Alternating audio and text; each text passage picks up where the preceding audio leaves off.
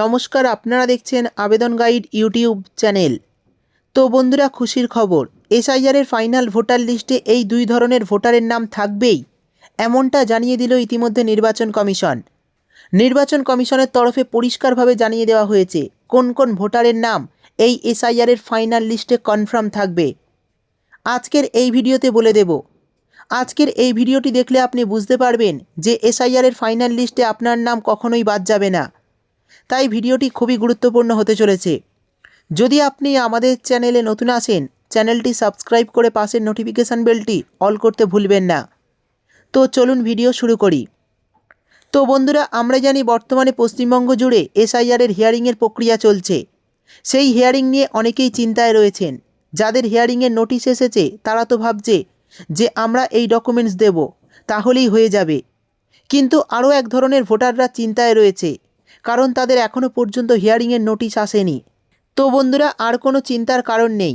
এসআইআরের লজিক্যাল ডিসক্রিপেন্সির আন্ডারে ভোটার এবং আনম্যাপড ভোটারদের যে তালিকা, সেই তালিকা ইতিমধ্যে নির্বাচন কমিশনের তরফ থেকে গত কয়েকদিন আগে আপনার এলাকার পঞ্চায়েত অফিস, ওয়ার্ড অফিস এবং ব্লক অফিসে কিন্তু সেই লিস্ট ঝুলিয়ে দেওয়া হয়েছিল। তো যদি এই লিস্টে আপনার নাম থাকে তাহলে আপনার নামে ইতিমধ্যেই হিয়ারিংয়ের নোটিশ চলে গেছে। যদি না থাকে তাহলে আপনার নামে হিয়ারিংয়ের নোটিশ আর আসবে না। যদি আপনার নামে হিয়ারিংয়ের নোটিশ না আসে তাহলে কি আপনার নাম অটোমেটিকই ফাইনাল লিস্টে উঠবে? সেই বিষয়টিও বলে দেব এই ভিডিওতে। এছাড়া যারা হিয়ারিংয়ে গিয়েছেন তাদের নাম কি ফাইনাল লিস্টে উঠবে সেটাও বলে দেব। তো একটি আর্টিকেলের মাধ্যমে এই বিষয়টি আমি আপনাদের পরিষ্কারভাবে বুঝিয়ে দেব। দেখুন, বলা হয়েছে ভোটার তালিকায় নাম থাকা বা না থাকা মূলত দুটি পরিস্থিতির উপর নির্ভর করছে। প্রথমত, যাদের নাম খসড়া তালিকায় ছিল এবং বাড়িতে কোনো শুনানির নোটিশ অর্থাৎ হিয়ারিংয়ের লেটার আসেনি, তাদের জন্য দারুণ খুশির খবর। কেননা এই সকল ভোটারদের নাম অটোমেটিক্যালি চূড়ান্ত ভোটার তালিকায় উঠে যাবে। অর্থাৎ খসড়া তালিকা দেওয়ার পর থেকে যখন হিয়ারিংয়ের নোটিশ দেওয়া হচ্ছে বা এখনও পর্যন্ত যাদের হিয়ারিংয়ের কোনো নোটিশ আসেনি বা হিয়ারিংয়ের কোনো লেটার আসেনি, আপনাদের কিন্তু আর চিন্তার কোনো কারণ নেই। আপনাদের নাম অটোমেটিক্যালি কিন্তু এসআইআরের ফাইনাল লিস্টে উঠে যাবে।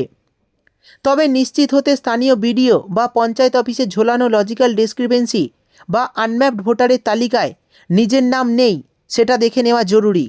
সেখানে নাম না থাকলেই ফাইনাল লিস্টে আপনার নাম অটোমেটিক উঠে যাবে। অর্থাৎ এই ব্যাপারে নিশ্চিত হতে স্থানীয় বিডিও অফিস, পঞ্চায়েত অফিসে ঝোলানো যে লজিক্যাল ডিসক্রিপেন্সি বা আনম্যাপড ভোটারদের যে তালিকা, সেখানে নিজের নাম দেখে নেওয়াটা খুবই জরুরি যে আছে কি না। সেখানে নাম না থাকলেই ফাইনাল লিস্টে আপনার নাম অটোমেটিক্যালি উঠে যাবে। তো বুঝতেই পারলেন যে আপনাদের panchayat office, BDO office, ward office বা ব্লক অফিসে যে লিস্ট ঝোলানো হয়েছিল কিছুদিন আগে নির্বাচন কমিশনের তরফ থেকে, সেই লিস্টে আপনার নাম আছে কি না অবশ্যই একবার চেক করে নেবেন।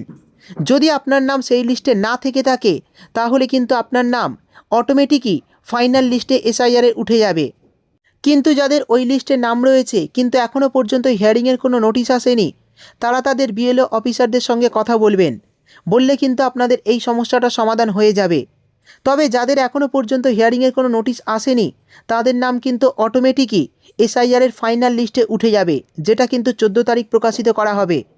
আর যাদের হিয়ারিংয়ে ডাকা হয়েছে তাদের কিন্তু সমস্ত কাগজপত্র নিয়ে হিয়ারিংয়ে উপস্থিত হতে হবে। এরপর 2 নম্বরে বলা হয়েছে যাদের কাছে নোটিশ এসেছিল এবং যারা হিয়ারিংয়ে অংশগ্রহণ করেছেন তাদের ভাগ্য নির্ভর করছে জমা দেওয়া ডকুমেন্টস বা নথির উপর। নির্বাচন কমিশন নাম যাচাইয়ের জন্য যে 13টি নথির তালিকা প্রকাশ করেছিল, যার মধ্যে মাধ্যমিকের অ্যাডমিট কার্ডকে গ্রহণযোগ্য নথি হিসাবে গণ্য করেছিল নির্বাচন কমিশন। শুনানির সময় যদি আপনি এই তালিকার মধ্যে থাকা 13টি নথির মধ্যে যে কোনো একটি বৈধ নথি দেখিয়ে থাকেন তাহলে আপনার নামও কিন্তু ফাইনাল ভোটার তালিকায় উঠে যাবে। অর্থাৎ বুঝতেই পারলেন, নির্বাচন কমিশনের তরফ থেকে যে 13টি নথি ধার্য করা হয়েছিল, লাস্টে কিন্তু নির্বাচন কমিশন মাধ্যমিকের অ্যাডমিট কার্ডকেও কিন্তু গ্রহণযোগ্য নথি হিসাবে বিবেচিত করেছিল। তো এই 13টি নথির মধ্যে, নির্বাচন কমিশনের দেওয়া 13টি নথির মধ্যে যে কোনো একটি নথি দেখালেই কিন্তু আপনাদের নাম সহজেই এসআইআর তালিকার ফাইনাল লিস্টে উঠে যাবে। যারা সেই 13টি নথির মধ্যে যে কোনো একটি নথি দেখিয়েছেন হিয়ারিংয়ে, তাদের চিন্তার কোনো কারণ নেই, তাদের নামও কিন্তু এসআইআরের ফাইনাল লিস্টে উঠে যাবে। কিন্তু অনেকে এমন রয়েছেন যারা এই 13টি নথির মধ্যে একটিও নথি দেখাননি। তারা বর্তমানে ব্যাংকের পাসবই দেখিয়েছেন, কেউ আবার গ্যাসের বই দেখিয়েছেন, অনেকে আবার জব কার্ড দেখিয়েছেন, রেশন কার্ড দেখিয়েছেন। এই সমস্ত ডকুমেন্টসগুলো যারা দেখিয়েছেন তাদের নাম কিন্তু বাদ চলে যাবে, এটা নির্বাচন কমিশনের তরফে স্পষ্টভাবে জানিয়ে দেওয়া হয়েছে। নির্বাচন কমিশনের তরফে আগেই বলা হয়েছিল যে 58 লক্ষেরও বেশি ভোটারের নাম কিন্তু বাতিল করা হয়েছে। আবারও কিন্তু বেশ কয়েক লক্ষ ভোটারের নাম বাদ যেতে চলেছে এই সমস্ত ভুলভাল ডকুমেন্টস দেওয়ার কারণে। অর্থাৎ 1 কোটি কাছাকাছির ভোটারের নাম কিন্তু এসআইআরের ফাইনাল লিস্ট থেকে বাদ চলে যাবে। যারা উপযুক্ত ডকুমেন্টস দেখাননি তাদের নাম কিন্তু এসআইআরের ফাইনাল লিস্ট থেকে বাদ চলে যাবে, এটা কিন্তু স্পষ্টভাবে বর্তমানে জানিয়ে দিয়েছে নির্বাচন কমিশন। আমরা জানি রাজ্যের মাননীয় মুখ্যমন্ত্রী মমতা বন্দ্যোপাধ্যায় এই এসআইআরের শুনানি নিয়ে দিল্লিতে আপত্তি জানাতে চলে গিয়েছেন। অর্থাৎ জাতীয় নির্বাচন কমিশনের সঙ্গে দেখা করার পর মাননীয় মুখ্যমন্ত্রী মমতা বন্দ্যোপাধ্যায়ের তরফ থেকে বেশ কিছু গুরুত্বপূর্ণ কথা বলা হয়েছে। মুখ্যমন্ত্রী বলেছেন জাতীয় নির্বাচন কমিশনের তরফে কোনো উত্তর পাওয়া যায়নি। অর্থাৎ রাজ্য সরকারের তরফে যে সমস্ত প্রশ্ন তাদের করা হয়েছিল তারা সেই প্রশ্নের উত্তর দেয়নি।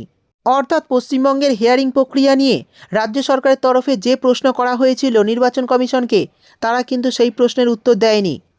তো বন্ধুরা বুঝতেই পারলেন এই দুই ধরনের ভোটারদের নাম কিন্তু এসআইআরের ফাইনাল লিস্টে উঠে যাবে।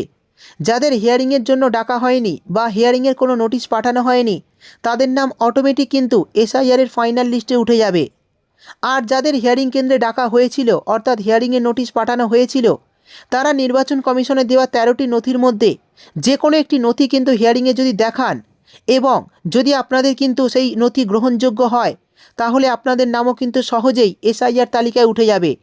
13টি নথির মধ্যে যে কোনো একটি নথি দেখালেই হয়ে যাবে, অন্য কোনো নথি কিন্তু আপনাদের দেখালে এসআইআরের ফাইনাল লিস্টে আপনার নাম উঠবে না, এটা কিন্তু স্পষ্টভাবে জানিয়ে দিয়েছে। তো বন্ধুরা আমরা জানি এসআইআরের ফাইনাল লিস্ট প্রকাশিত হবে 14ই ফেব্রুয়ারি।